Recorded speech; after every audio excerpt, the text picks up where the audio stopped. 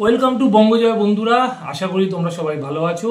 আজ কিন্তু মোহামেডান স্পোর্টিং খেলতে নামছে এফসি গোয়ার সাথে। এছাড়া কিন্তু ইস্টবেঙ্গল আগামীকাল এফসি চ্যালেঞ্জ লিগে কঠিন ম্যাচের মুখোমুখি হতে চলেছে, সেই ম্যাচ নিয়ে আলোচনা। আর আগামী মরশুমে কোন বিদেশিরা থাকতে চলেছে ইস্টবেঙ্গলে, তো সেই সব নিয়ে তোমাদের সাথে কিন্তু আজকে কথা হবে। তার আগে বলবো যে রোজ যেটা বলি সেটা আরও একবার, যে আমার চ্যানেল বঙ্গজয়কে তোমরা বেশি করে লাইক, শেয়ার আর কমেন্ট করো। আর চ্যানেলে যারা নতুন এসছো তারা অবশ্যই সাবস্ক্রাইব করে বেল বটনটা অন করে দাও, যাতে ফুটবলের সব নোটিফিকেশন তোমরা রোজকার মতন পেতে থাকো। তো চলো প্রথমেই বলি, আজকে মোহামেডান কিন্তু খেলতে নামছে এফসি গোয়ার সাথে। আর এই ম্যাচে কিন্তু যেহেতু মোহামেডানের অ্যাওয়ে ম্যাচ, তো মোহামেডানের কাছে যথেষ্ট কঠিন। তো মোহামেডানের হারানোর এই মুহূর্তে কিছুই নেই, লিগ টেবিলে সবার নিচে আছে। তো আজকে কিন্তু মোহামেডানের কাসিমভ, অ্যালেক্সি গোমেজদের কাছে কিন্তু একটা চ্যালেঞ্জ, যে এফসি গোয়ার মতন শক্তিশালী দলের থেকে যে তারা কোনো পয়েন্ট ছিনিয়ে নিয়ে আসতে পারে কিনা, সেই দিকে কিন্তু আজকে নজরটা থাকবে আপামর মোহামেডান সমর্থকদের। তাছাড়া কিন্তু মোহামেডান থেকে এক্সপেকটেশন সেভাবে কিন্তু কিছুই নেই। এখন দেখার যে মেহেরাজউদ্দিনের ট্যাকটিক্স বনাম জাতীয় দলের কোচ মানালো মার্কোয়েজের সিস্টেমে লড়াইয়ে দিনের শেষে কে জেতে। তো এই হচ্ছে আজকে মোহামেডান আর এফসি গোয়া ম্যাচ নিয়ে, আর বেশি কোনো আলোচনা করবো না। এবার চলে আসি সরাসরি ইস্টবেঙ্গলে। আর ইস্টবেঙ্গল কিন্তু খেলতে নামছে কালকে এফকে আরকাবাদের সাথে। তুর্কমেনিস্তানের এই দলের সাথে কিন্তু নিজেদের ঘরের মাঠ জুহরতে ক্রীড়াঙ্গনে এফসি চ্যালেঞ্জ লিগের কোয়ার্টার ফাইনালে খেলতে নামছে লাল হলুদ ব্রিগেড। আর এই ম্যাচের আগে কিন্তু অনেক কথা হচ্ছে এফকে আরকাবাদকে নিয়ে, যে খুব শক্তিশালী দল, এই দলকে হারানো খুব কঠিন। 61টা ম্যাচ একটানা জিতেছে, তারা যদি আরও একটা ম্যাচ জিততে পারতো তাহলে তারা কিন্তু 62টা ম্যাচ অপরাজিত থাকার একটা রেকর্ড তৈরি করতে পারতো, যেটা নাকি সেল্টিকের ছিল, স্কটিশ দল। তো যেহেতু তারা চ্যালেঞ্জার্স লিগে কুয়েতের আল আরবির কাছে হেরে গেছে, তো সেই রেকর্ডটা করতে পারেনি। তো এরকমভাবে নানা দিক থেকে এফকে আরকাবাদকে নিয়ে কিন্তু কথা হচ্ছে। এবার যদি একটু এফকে আরকাবাদকে নিয়ে বলি, যে সত্যি কি দলটা এত শক্তিশালী? এই দলটা কিন্তু তাদের যে আগের যিনি প্রেসিডেন্ট ছিলেন, সেই প্রেসিডেন্টের নাম হচ্ছে গুরাবাঙ্গুলি বেরদি মুখামেদভ। তো বুড়াবাঙ্গুলি বেরদি মুখামেদভ 2006 থেকে 2022 সাল পর্যন্ত তুর্কমেনিস্তানের প্রেসিডেন্ট ছিলেন। তিনি প্রেসিডেন্ট থাকার সময় 2023-এ 1 এপ্রিল কিন্তু এই এফকে আরকাবাদের প্রতিষ্ঠা হয়। এই আরকাবাদ নামটা কিন্তু ওখানকার মানুষের দেওয়া, মানে তুর্কমেনিস্তানের মানুষ কিন্তু নামটা দিয়েছিলেন। এই যিনি প্রেসিডেন্ট ছিলেন গুরাবাঙ্গুলি বেরদি মুখামেদভ, তাকে কিন্তু আরকাবাদ নামটা দেওয়া হয়েছিল। আরকাবাদের কথা হচ্ছে সাহসী নায়ক, এরকম কিছু একটা কথা। তো সেই অনুযায়ী কিন্তু তাকে নাম দেওয়া হয় আরকাবাদ। এবং পরবর্তী সময় তিনি আরকাবাদ নামে একটি শহর গঠন করে। তার মনে হয় যে এই নামে একটা শহর তৈরি করতে হবে দেশে। তো সেই শহর তৈরি করেন, এবং সেই শহরে কিন্তু তিনি একটি ফুটবল ক্লাব তৈরি করেন এফকে আরকাবাদ নাম দিয়ে। তো প্রেসিডেন্ট পদ তিনি যখন ছেড়ে দেন, তার ছেলেকে কিন্তু প্রেসিডেন্ট করেন। মানে বুঝতেই পারছো, অনেকটা একনায়কতন্ত্রের মতন সিস্টেম দেশে।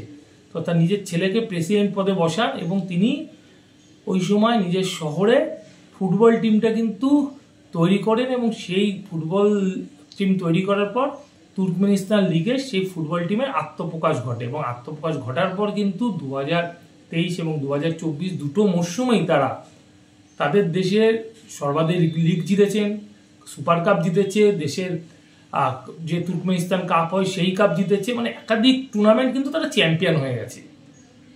এবার সব জায়গাতে একটা আওয়াজ আসছে, গেল রব, টিমটা চ্যাম্পিয়ন, টিম হারানো পসিবল না।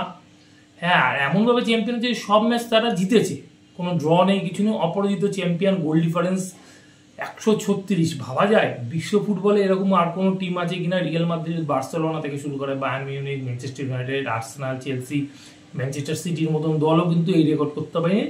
সেই রেকর্ড কিন্তু এফকে আরকাবাদের আছে। অ্যাকচুয়াল যেহেতু এটা প্রেসিডেন্ট পরিবারের দল, আর প্রাক্তন প্রেসিডেন্ট নিজের চালায়, অনেকটা একনায়কতন্ত্র হওয়ায় জাতীয় দলের যত ফুটবলার আছে প্রায় 95% ফুটবলারকে নিজেদের দলে সই করিয়ে নিয়েছে এই প্রেসিডেন্টের পরিবার, বা আগের যিনি প্রেসিডেন্ট ছিলেন তার ক্ষমতা বলে। এখন লিগে কি হয়, লিগে হচ্ছে তারা একাধিক ম্যাচ, যদি তোমরা দেখো 6 গোল, 7 গোল, 8 গোল, 9 গোল এরকম আছে। মানে একটা লিগ যদি এক পেশে লিগ হয়, সেই লিগে কিন্তু বাকি দলগুলোর স্ট্যান্ডার্ডও ভাবতে হবে, তাদের স্ট্যান্ডার্ড কতটা। তো এরা কি করেছে, এরা হচ্ছে মানে নিজেদের ক্ষমতার অপব্যবহার করে, ধরো রেফারিকে ম্যানেজ করে বা বিপক্ষের দলগুলোকে ম্যানেজ করে তারা কিন্তু ম্যাচ জিতে এসেছে। নইলে কোনোদিনও পসিবল না কোনো দল একটানা এত ম্যাচ জেতা, এত গোল করা, যদি একটা স্ট্যান্ডার্ড লিগ হয়ে থাকে। তুর্কমেনিস্তানের র্যাঙ্কিংয়ের মধ্যে 144, আমাদের 128, 16 ধাপ পেছনে, কিন্তু 110 থেকে 150, 160-এর মধ্যে দলগুলো কিন্তু প্রায় গায়ে গায়ে ফুটবল খেলে, একই প্যাটার্নের ফুটবল খেলে। তো খুব যে হেরফের সেরকম ব্যাপার নেই। তাদের দল এসেছিল আলটিনাসার, ইস্টবেঙ্গলকে হারিয়ে গেছিল ACL 2-তে। সেই সময় ইস্টবেঙ্গল দলটা কিন্তু একেবারে আনফিট একটা দল ছিল। আমরা দেখেছি শিলং লাজং থেকে শুরু করে ISL এর ম্যাচ পরপর হারতে। কার্লোস কোয়াদ্রা সেই সময় ইস্টবেঙ্গলে কোচ ছিল, দলটা সেই সময় ঠিকঠাকভাবে তৈরি হয়নি। আর এখন আসছে AFK আরকাবাদ। আরকাবাদকে নিয়ে ভয় পাওয়ার কিন্তু আমি বলবো কিছুই নেই। তারা টোটাল লিগটা যে তাদের দেশে যেই সিস্টেমে খেলেছে সেটা সম্পূর্ণ যে ক্ষমতা বলে তারা লিগটা জিতেছে গত 2 মরশুম ধরে। নইলে কোনো দল একটানে এত ম্যাচ জিততে পারে না, এত গোল করতে পারে না। যেই দলে কোনো বিদেশি নেই, শুধুমাত্র জাতীয় দলে প্রায় 95% ফুটবলার নিয়ে দলটা গঠিত। আর 2জন ফুটবলার আছে যাদের তুর্কমেনিস্তান, রাশিয়া, দুটো দেশেরই কিন্তু সিটিজেনশিপ আছে।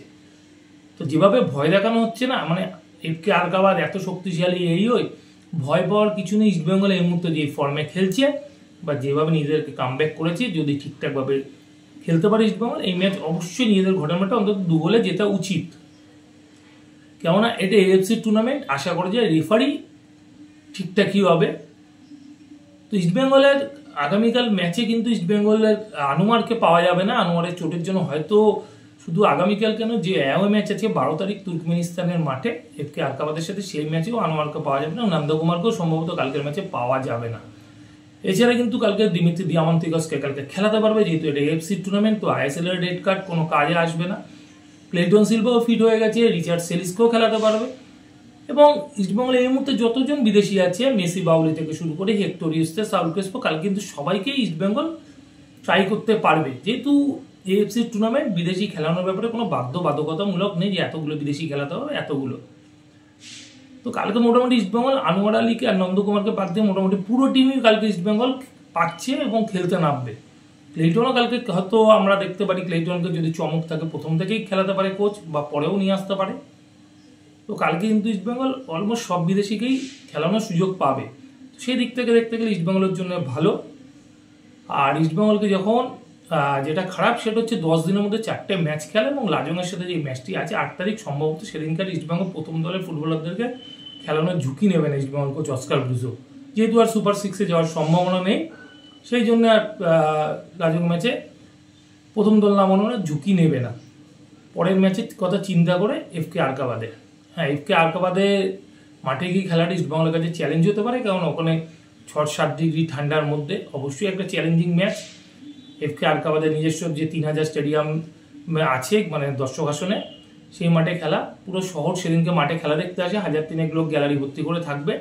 তো ইস্টবেঙ্গলের কাছে 1300 সাপোর্টারটা ফ্যাক্টর না, কারণ ইস্টবেঙ্গল অলরেডি 20-25-30 হাজার দর্শকের সামনে খেলে অভ্যস্ত ইস্টবেঙ্গল ফুটবলাররা, তো সেটা না। তো আরকাবাদকে নিয়ে এই মুহূর্তে আমি বলতে পারি যে ভয়ের কিন্তু তেমন কোনো ব্যাপার নেই যেভাবে ভয় দেখানো হচ্ছে, কারণ দলটা টোটালটাই একটা সিস্টেমে ফুটবল খেলে এসছে সেই দেশে।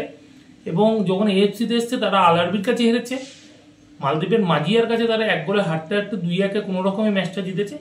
তো ভয় পাওয়ার কিছু নেই। আশা করা যায় কালকের ম্যাচে ইস্টবেঙ্গল ভালো খেলে জিতবে, এটা কিন্তু একটা আশা করা যেতেই পারে। আর অন্যদিকে কিন্তু ইস্টবেঙ্গল কোচ ম্যানেজমেন্টের সাথে কথাবার্তা বলেছে আগামী মরশুমের দল গঠন ব্যাপারে। আর সেখান থেকে যা খবর বেরিয়ে আসছে, মেসি বাউলি, দিমিত্রি দিয়ামান্তিকস এবং সাউল ক্রেসপো ছাড়া কোনো বিদেশিকে রাখা হবে না। দিমিত্রি দিয়ামান্তিকসের সাথে একটা চুক্তি আছে, সেই চুক্তি এখন ভাঙতে গেলে কিন্তু বড় রকমের একটা টাকা দিতে হবে দিমিত্রি দিয়ামান্তিকসকে, এবং যেটা যথেষ্ট বেশি। সেই কারণে কিন্তু চুক্তি ভঙ্গ করতে চাইছে না ইস্টবেঙ্গল ম্যানেজমেন্ট। এবং সাউল ক্রেসপোর সাথেও যেহেতু আরও একটা মরশুমের চুক্তি আছে, সেই কারণে কিন্তু সাউল ক্রেসপোর সাথেও চুক্তি কিন্তু ভঙ্গ করতে চাইছে না। কিন্তু সাউল ক্রেসপো গত মরশুমে চোটের জন্য ডুবিয়েছে ইস্টবেঙ্গলকে, এই মরশুমে চোটের জন্য ডুবিয়েছে, তোমরা তো দেখেছে। তো তার থাকাটা কতটা ভালো হবে ইস্টবেঙ্গলের জন্য পরবর্তী সিজনে, সেটা কিন্তু বলা যাচ্ছে না। আর মেসি বাউলিকে রেখে দেওয়ার পক্ষে ইস্টবেঙ্গল কোচ, এবং এই মুহূর্তে কিন্তু মেসি বাউলির খেলা ইস্টবেঙ্গল সমর্থক থেকে শুরু করে ইস্টবেঙ্গল ম্যানেজমেন্টে কিন্তু মনে ধরেছে এবং মেসি বাউলিকে রেখে দেওয়া হচ্ছে। আর নতুন 3 জন বিদেশি নিয়ে আসা হবে, হেক্টর ইউস্টে, ক্লেটন সিলভা এবং হিজাজি মাহের।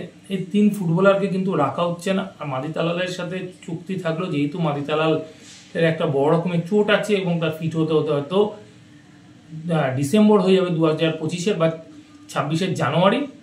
তো সেই কারণে কিন্তু মাদিতালালকে এই মুহূর্তে কিন্তু দলের বাইরে রেখেই চিন্তা ভাবনা করছে ইস্টবেঙ্গল কোচ অস্কার ব্রুজো। এবং অন্যদিক থেকে শুনে যাচ্ছে ইস্টবেঙ্গল ম্যানেজমেন্ট নাকি খুব তাড়াতাড়ি অস্কার ব্রুজোর সাথে নতুন চুক্তি করবে এবং সেই চুক্তি হতে পারে 2027 সাল পর্যন্ত। এখন পর্যন্ত এরকম খবর কিন্তু বেরিয়ে আসছে। তো বন্ধুরা, এখনকার মতন এই পর্যন্তই খবর। নতুন খবর নিয়ে তোমাদের কাছে হাজির হবো পরের ভিডিওতে। যাওয়ার আগে শুধু একটাই কথা বলবো, আগের ভিডিও যারা মিস করে গেছো তার জন্য ডিসক্রিপশন বক্সে আগের ভিডিওর লিঙ্ক দেওয়া থাকবে, সেই লিঙ্ক ক্লিক করে তোমরা আগের ভিডিও দেখে নিতে পারো। এখনকার মতন গুড বাই।